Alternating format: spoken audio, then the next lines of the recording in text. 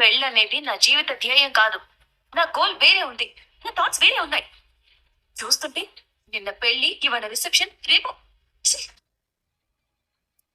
ఎక్కడ ఊపిసిలా ఉన్నారు.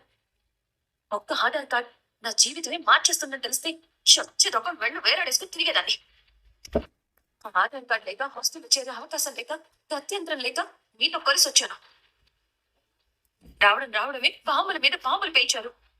బాజా భజంత్రిని వేసుకుని ఊరేగింపుగా తీసుకొచ్చారు. నన్ను మీ పర్మనెంట్ పెళ్ళంగా మార్చారు. ఏ పరిస్థితుల్లో ఈ పెళ్లి జరిగిందో మీకు తెలుసు, నాకు తెలుసు. కానీ మా వాళ్ళకేం తెలుసు? అమాయకంగా నమ్మారు, ఆనందంగా ఏర్పాట్లు చేస్తున్నారు. ఇంట్లో వాళ్ళ తప్పు ఉందంటారా? మీరు నన్ను కన్విన్స్ చేయాలని చూస్తారేంటి? పప్పు కిలో బియ్యంలో రాగిని ఏరినట్టు ఏరుకుంటూ కూర్చున్నావా? ఈలోగా అన్నం వండేసి అందరికీ పెళ్లి భోజనం పెట్టేస్తారు. ఒక్క మాట మనకి చెప్పారా? ఆ మాత్రం ఇంత జ్ఞానం మీ వాళ్ళకి లేదా?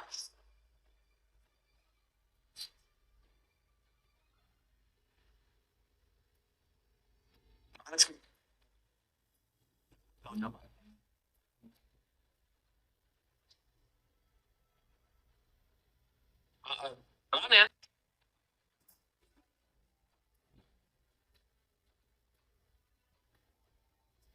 నాకు తెలుసమ్మా, నీ మనసులో లేదని. నీ నాన్నగారికి ప్రాణాపాయం తప్పిందని తెలిసాకే ఈ ఏర్పాట్లు చేశాం. తమ్ముళ్ళు సర్ప్రైజ్ ఇవ్వాలని చెప్పనివ్వలేదు.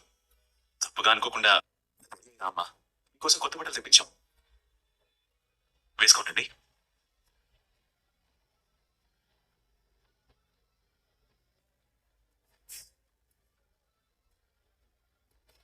అయ్యో, ఏ కల్మషం తెలియని ఇలాంటి మంచి మనిషిని నోరు జారి ఓ మాట అనేలా చేశాను. నీకు సంస్కారం పోతుంది కలిగిన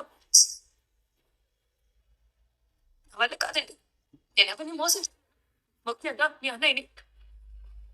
చిన్నప్పుడు మా అమ్మమ్మ ఇంట్లో నాకు ఒక మావయ్య ఉండేవాడు. మా అమ్మ కన్నా పెద్దవాడు. పలకడం రాని వయసు నుంచే పేరు అని పిలవడం అలవాటైంది. నన్ను ప్రాణంగా చూసుకునేవాడు. నేను మావయ్య ప్రేమగా ఉండేదాన్ని. ఇప్పుడు లేను. కానీ ఆయన చూపించిన ఆత్మీయత ఇంకా నా మనసులో అలాగే ఉంది. అదే ఆత్మీయత ఇన్నాళ్ళకి మీ అన్నయ్య చూశాను. గొప్ప మనిషిని ఇంకా మభ్య పెట్టి భ్రమలో పెట్టి చెప్పండి. నాకు మా అన్నయ్య ఆరాటం, ఆనందం చూస్తుంటే మనసులో పక్క ముళ్ళిలా గుచ్చుకుంటూనే ఉందండి. ఇప్పుడు ఏమీ చేయలేని పరిస్థితి కదా అని ఆలోచిస్తున్నాను. అయితే ఇప్పుడు ఏమంటారు? నేను మా వాళ్ళకి ఇప్పుడు నిజం చెప్పినా దాన్ని వాళ్ళు ఎలా తీసుకున్నా వచ్చి మీకు ఇస్తాం. ఆ జనం కోసం మనం భార్యాభర్తల్లో నటించక తప్పదండి. లేదంటే అందరి ముందు మా అన్నయ్య పరువు పోతుంది. తెల్లవారితే మా కుటుంబాన్ని చూసి చేస్తాను. మేమందరం అందరి ముందు నవ్వులు పాలైపోతాం. మీకోసం నేను తాడి కట్టి భర్తను అనిపించుకున్నాను. నా కోసం మీరు గంట నటించి భార్య అనిపించుకోలేరా? అయ్యో, మీకెలా చెప్తే అర్థమవుతుంది? ఒక ఆడపిల్ల భర్తని మాత్రమే భర్తగా ఒప్పుకుంటుంది. మనస వాచ కర్మణ ఆపధర్మంగా మీరు తాళి కట్టారు. ఆపద నుంచి బయటపడడానికి నేను తల వంచాను.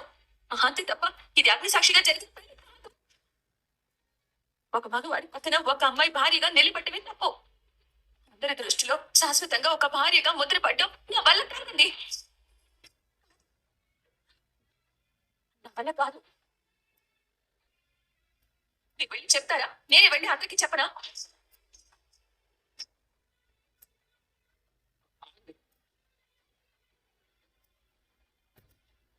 మా ఇంట్లో ఆడపిల్లలు మనస్తత్వం ఎలా ఉంటుందో మాకు తెలియదు. ఈ పరిస్థితిని ఎప్పుడు నేను చూడలేదు. ఈ జనాలకి చిన్న పెట్టుకున్నా నాకు పర్వాలేదు. జీవించుకోలేదు. చెప్పి చూస్తాను. ఈ ఫంక్షన్ ఆపేయమని అడుగుతాను.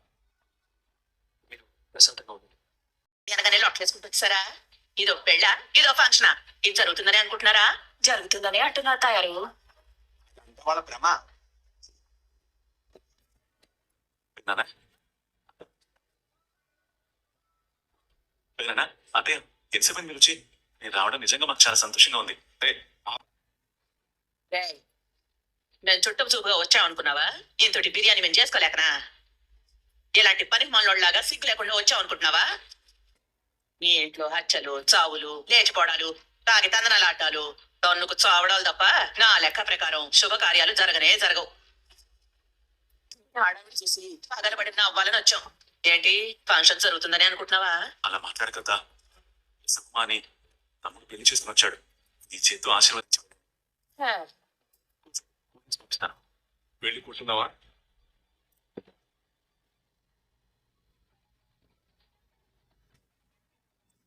వచ్చాడు కానీ నేను ఇతను చంపేస్తాను. పోలీసులు వస్తారు. ఫంక్షన్ ఆగిపోతుంది. ఆ రాక్షసి నా శాపమే తగిలిందని చిందులేస్తుంది. ఏం లేదు, ఒక చిన్న పని చేయి. ఆడి పట్టుకొని ఆడి ముందు నుంచి అప్పుడప్పుడు అటు ఇటు తిరుగుతుంది. కాసేపటికి ఆడి కుక్కలాగా పరిగెత్తుకుంటూ వస్తాడు. నేను చూసుకుంటున్నా కదా. అంటే తాట తీస్తాను.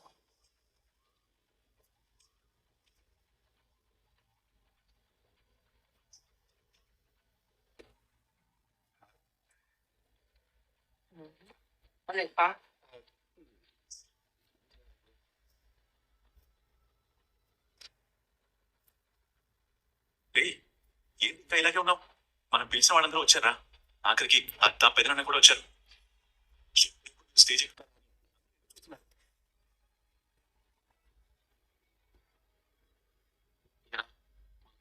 చూసి ఏమైనా అనుకుందా? అలా అనేసరికి కోపం ఆగలేదా? తను ఉన్నది మర్చిపోయి గొడవ పడ్డారా? అదేం పర్వాలేదురా, తనేం అనుకోలేదు. ఇంకో కృష్ణవేణి ఫంక్షన్ జరుగుతుందో లేదో పెళ్లి కొడుకునే అడగండి. ఏంటయ్యా పిలిచి కూర్చోబెట్టారు? పిల్లలు చూపిస్తున్నాను. ఫంక్షన్ మొదలు పెట్టారా లేదా?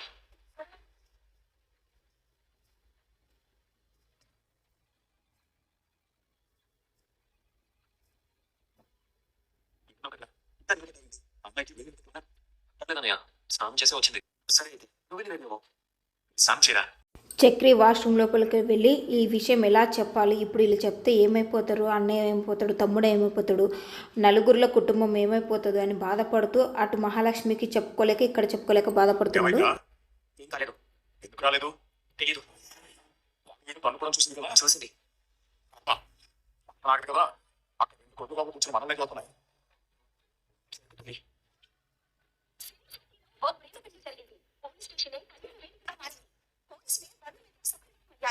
అమ్మాయి తండ్రి అన్న అనుచర సమక్షంలోనే ప్రేమికుడు పెళ్లిలో తాను కట్టాడు. అన్నా ఏంటది? చూడాల్సిన వాళ్ళంతా చూసినట్టే కదా. మా అన్నయ్య లవ్ మ్యారేజ్ చేస్తున్నాడని నమ్ముతారా? బాగా డబ్బున్న అమ్మాయిలా ఉంది. వీణెలా చూస్తుందో ఇంకంటే తాయారు శాపం పడిచినట్టువే. ఏ రోజుకైనా చక్రికి అత్తగా రాసి కలిసి వస్తుంది. వాళ్ళ మొహం చూడాలి. అన్ని అన్ని చేసేసినా చూస్తుంటే ఎక్కువ చూస్తున్నాయి.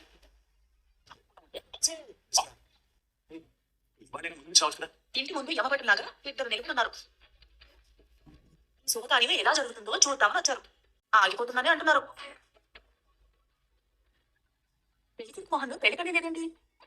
లైన్ చేసి వచ్చారు కదా, ఇద్దరు అలసిపోయారు. ఈ పాటికి ఇద్దరు స్టేజ్ మీద ఉండాలి. ఏంటో నువ్వు నన్ను పెళ్లి చేసుకుని ఉంటే ఇలాంటివన్నీ దగ్గరుండి చూసుకునేదాన్ని కదా బావా. వాళ్ళకి వచ్చేదాకా తెలియదులే. సరే పెళ్లి కూతురు ఎక్కడా? ఆ గదిలో ఉంది. సాయం చేస్తావా? నేనున్నాను కదా, కాబోయే తోటి కొడల్ని. తోటి పెళ్లి కూతురులా పక్కనే ఉంటా. లాగి వెళ్ళి స్టేజ్ మీద నుంచో. ఏది జరిగినా ఏది జరగకపోయినా తన చేతిలో నుంచి జాగ్రత్త.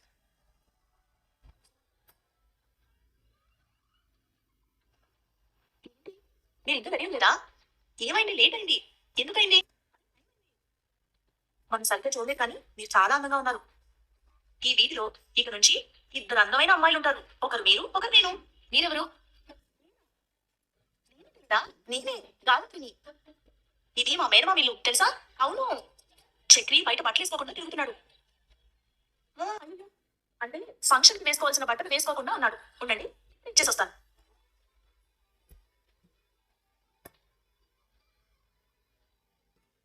బాగుంది నీ భార్య. చీర కట్టుకోవడమే రాదనుకుంటా. ఇంకా అలాగే కూర్చునుంది. నేను రెడీ చేసి తీసుకొస్తాను. ఈ లోపు నువ్వు ఇది వేసుకుని రెడీ ఉంది.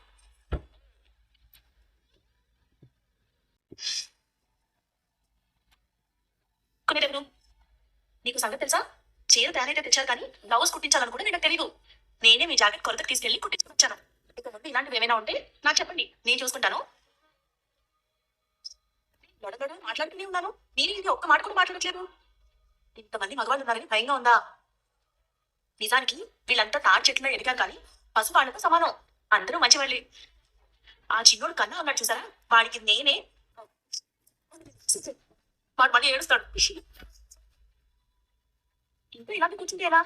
రిసెప్షన్ నేనే రెడీ అవ్వాలి. చిన్నప్పుడు నేను మా అమ్మని నీ పెళ్లికి నన్ను ఎందుకు పిలవలేదు తిట్టదాన్ని. అలా ఉంది. నీ రిసెప్షన్ లో మీరే ఉండాలి, బయట అందరూ వెయిట్ చేస్తున్నారు. అవును, మేకప్ సామాన్ లేదుపా. అయ్యో అవునులే, లేచిపోయి వచ్చేటప్పుడు అవన్నీ ఎత్తుకుంటుంటాయి. పర్వాలేదు. అసలు మీరు రూమ్ నుంచి బయటకు వెళ్తారా? అర్థం కాలేదు. బయటకు వెళ్ళి మేకప్ కిట్ తీసుకురమ్మంటారా? రూమ్ నుంచి బయటకు వెళ్ళమన్నానా? ఎందుకు? ఏమైంది? నేనేం చేశాను? ఎక్కువగా ఏమైనా మాట్లాడానా, తప్పుగా మాట్లాడానా? మీరు చీర కట్టుకోగలరా? నేను హెల్ప్ చేయాల్సిన అవసరం లేదా?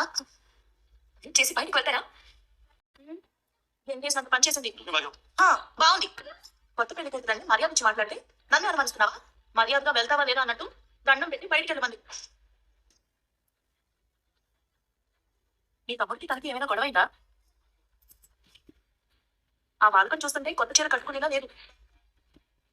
ఫంక్షన్ అసలు వచ్చేలాగే లేదు. నువ్వు చెప్పావని లోపలికి వెళ్తే మంచి మర్యాద దక్కింది నాకు. ఆ అమ్మాయి గురించి తప్పుగా అనుకోకు. మన నాన్న హాస్పిటల్లో ఉన్నారు, ఆ కంగారు ఉంది.